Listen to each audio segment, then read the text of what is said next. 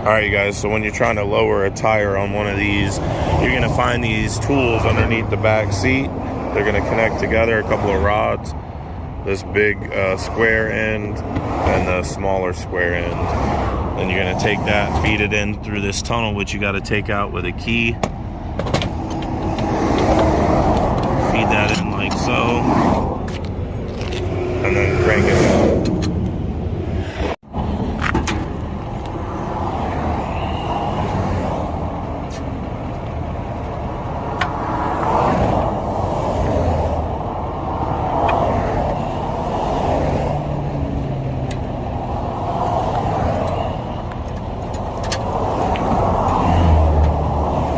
And you want to crank it till it won't crank anymore, so that way you got enough slack to pull it out.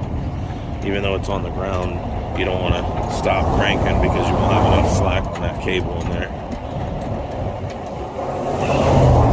Good view.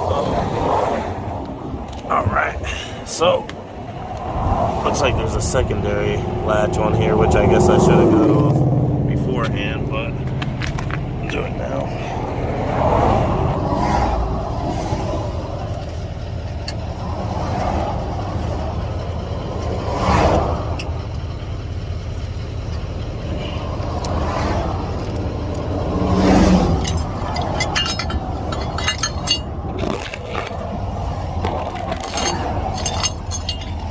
Take this and feed it through the center of the wheel, like so.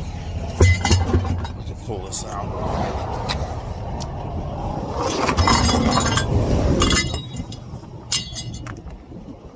Crank that back up, unless you're going to put your wheel under, which I don't suggest because it'll scratch the wheel up.